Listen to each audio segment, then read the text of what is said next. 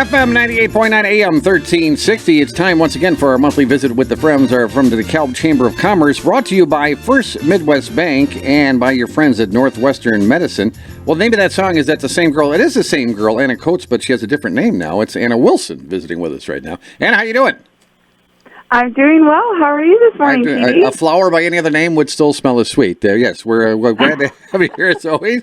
We're excited about coming out of this cold funk next week. Our meteorologist telling us we got to wait one more week, but we will come out of this coldness. But that hasn't kept the Chamber of Commerce from doing your business, right? You guys have taken care of a lot. You have the annual meeting recap. We're going to talk about that. But tell us, you have a couple guests with you today. Who do you got with you? Yeah, absolutely. So I'd like to welcome this morning, I've got John from Barb City Automotive, as well as Emma from CASA of DeKalb County. All right, boy, they'll let anybody in there, won't they? All right, John's a good friend of mine. We appreciate what he does. But Emma, let's talk about you, Emma. Tell us about CASA and what, for folks that don't know what CASA is, tell us what CASA is, please. Yeah, absolutely. So CASA stands for Court Appointed Special Advocates. Essentially, we're a nonprofit organization that utilizes volunteers from the community to advocate for and serve as a voice for children in DeKalb County who've experienced abuse or neglect and are involved in the juvenile court system through no fault of their own. Yeah, so when we see these the parents go to court, obviously the kids have to be somewhere during the court, and sometimes I know the kids are brought into the court, and so you guys are there just to keep them away from harm's way, aren't you? Basically, what we do in the courtroom is we represent the child's best interest. So the advocates gather information about the case and about the children and their wishes, and then present that information to the judge through court reports. Yeah, and there's a very extensive training period, isn't there? As there well should be. Yes. After you apply to be a volunteer, you go through a 30-hour training, and then that training teaches you everything that you need to know about volunteering with CASA. All right, very good. And people can go to CASADeKalb.org, right, to find out CASA DeKalb, and that's CASA, CASADeKalb.org. And I'm going to go off of Ann's questions. Ann always provides me with questions. Why do you continue to invest in the DeKalb Chamber of Commerce? CASA invests in the Chamber of Commerce because we think the networking opportunities, like the business after hours, are really fun and great to participate in. And we also really appreciate the opportunities to market things like our events and recruit volunteers through the Chamber e-blast and radio shows like this one. Oh, very good. All right, we're going to talk to Emma some more, but we also want to talk to John from Barb City Automotive. Again, you can go to barbcityautomotive.net. You can always stop over there at 1150 South 4th Street or call over and talk to Bobby there at 756-3898. John, tough question for you. Why do you continue to invest in the DeKalb Chamber of Commerce? It's good to be part of the community and working with the Chamber. And we just like to stay in touch with everybody and with the new movers that's moving into the area, and just trying to promote our business a little bit to everybody. Yeah, you're kind of off the beaten path there, but once people find you, I know they go back. I, for one, can speak firsthand of that. But again, it's them finding you in the first place. But how do you use the new neighbor program from the DeKalb Chamber to help you meet your goals? They'll send us a list, and the list, I believe it has the email on there to the customers. It has an address on there for the customers, is what it is, on the new people that come in. So we'll send them out a flyer, like some of our specials or something, say, since you're a new mover, we're going to give you like a $10 discount on an oil change or something like that, So sometimes we'll give them a free oil change, even if they'll come in and check out our services. That's great, too. And I also you write handwritten notes, which I like. We little handwritten notes, and somebody uses your services, you thank them, and sometimes give them a little bonus right there, don't you? Yes, Bobby does that. She takes care of the handwritten notes and everything, and anytime a customer comes in, we'll send them a note in the mail, tell them thank you for coming in, and hopefully we can help them, in down the road a little bit. That means a lot. I tell you, that's a great little service. So we're going to talk to John some more, too, but we got to get back to Anna because, Anna, you had the big meeting, right? The DeKalb Chamber of Commerce big meeting going on there. I like how you did this at a glance. Let's glance at what you guys have done, what the DeKalb Chamber of Commerce did in 2020, including 36 virtual events, right? Yes, we did. Yeah, and 10 of those were new. So New Welcome and Chamber 101. Let's talk about business. So Taco Tuesdays, talk about business. Let's talk about Leading through a crisis. We had a sexual harassment prevention training, caffeine connection, social hours, Google My Business, quick connections, State of the City, and we had our trivia night as well. So we we pivoted hard, and we did a great job to continue to offer the programs and stuff that we offer normally. It's just it looked a little different this year. Now, this must be a misprint. 563 members, is that right? 563 members is how many members we had last year, but we had right under that, we had 70 new members, which is amazing. I think people really saw what the Chamber does and sees the value in that, and they wanted to be a part of that. So, I mean, the year before we had about 40 new members. So during a pandemic, we're really excited that we had that many people want to continue to invest in our community. I like this one. Did you come up with this one? 1 million number of the times we said pivot. That's great. That was Virginia. That was we said pivot so many times, and now I'll say it 100 or a million and one times. But we did pivot very well. All right, glad that we were able to keep our heads up. And just to hit some of the other highlights, you had 4 drive-through events, 93 gather members, right? 15 gather events. I know my wife has gone to those. 29 in-person hybrid events. 335 Leadership Academy. Now, we know the best class was myself and Matt Duffy when we went through, but this is the 16th Leadership Academy, huh? That's amazing. Yes, yeah. And 16 ribbon cuttings, like you said, and with 2020 being as awful as it was, DeKalb, that's amazing, with 16 ribbon cuttings this year. Or last year, I should say. Yeah. Video streams, you had 10,563, 9,000 small businesses. Chamber, what does that say? I can't read the print there. So it's $9,000 was collected for the Small Business Member Assistance Fund. And that was, we talked about that the last time, to help our members continue their membership even during this difficult time when they need to start cutting the budget. Outstanding. So again, a great year for the Chamber, and it's an amazing year for DeKalb, especially with all that's going on here. And Emma, of course, unfortunately with the court cases, we know with the pandemic there was a lot more reports of abuse in the house because we know that people can't get out, and that leads to more tensions in the household. Again, all the more need for the folks from CASA. How does someone go about getting involved as a volunteer for CASA? Yeah, at CASA we have been experiencing an influx in cases because not every child has a safe place to call home that they can shelter in place during a pandemic. So if someone was interested in being a CASA volunteer, you can go to our website and apply to be a CASA volunteer at casadekalb.org. And then we also have 2 virtual volunteer info sessions coming up tomorrow on February 18th from noon to 1. And then next Thursday on February 25th from 5 to 6 p.m. You can register for those info sessions on our website at casadekalb.org/volunteer-information. Our next advocate training starts on April 8th, so if you're interested in being a CASA volunteer, you can apply or attend those information sessions and to learn more about it, and then join us for our spring training starting at the beginning of April. Oh, very good. And it's a very tough, we talk to our friends from Safe Passage once a month here on WLBK.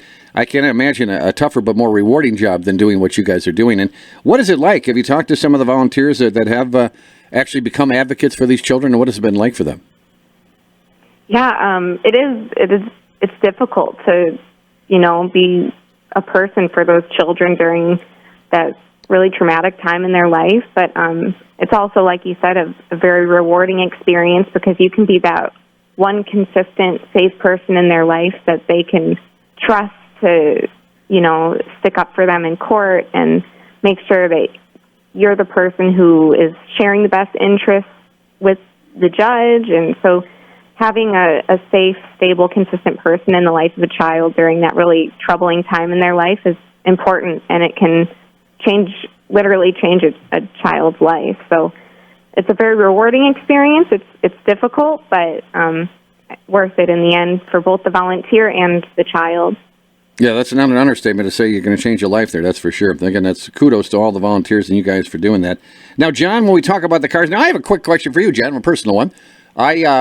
My car battery didn't start. When we first started this cold snap, I had let my car sit for 3 or 4 days and it wouldn't start, so I got a jump. The guy told me to let it run for an hour. Was that charging my battery? But my other question is, when it gets cold like this, I was going out at night like 10 o'clock, starting my car up for a few minutes and turning it. Does that help to do that at all in terms of keeping the battery fresh, or how does that work? Yeah, because when you start it up and let it run for like an hour or half hour, like you said.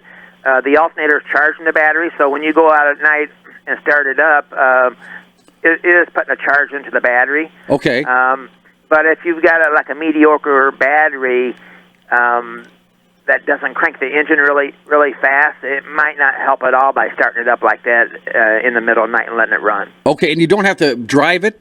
Becky was thinking that we had to drive the car, but you can just let it sit in neutral and let it charge? It will charge just starting up in neutral. If you drive it, then your engine's at a higher RPM, so they'll probably charge it a little bit faster by driving it. All right, very good. I'm going to use one of Anna's questions again because they're always so good.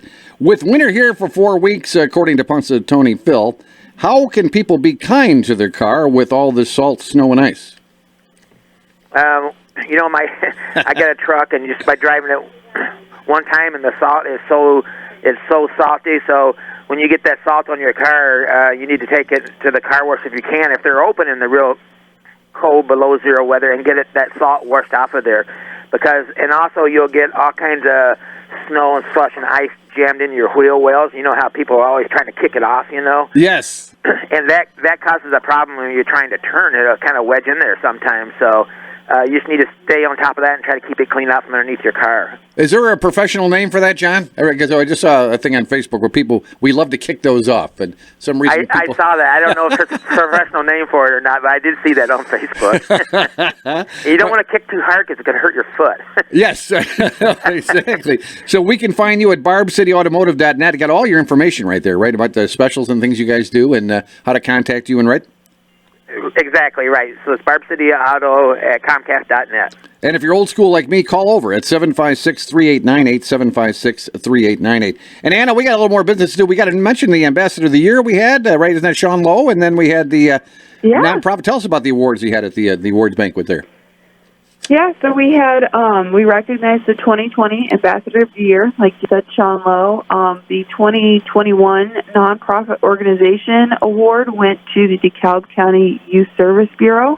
And our 2020 Business of the Year was OC Creative. So for those who are listening, if you haven't gone to our Facebook page, go over there. DeKalb.org is our website, and you can link out to our Facebook page, or you can search DeKalb IL Chamber.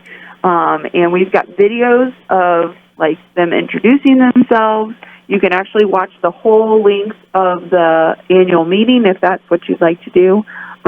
It's pretty cool. Yeah, we've got it all up on the Facebook page. That's awesome. And then you got a couple of virtual events coming up, right?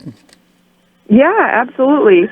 So for any women out there that are looking to get connected, we have Gather.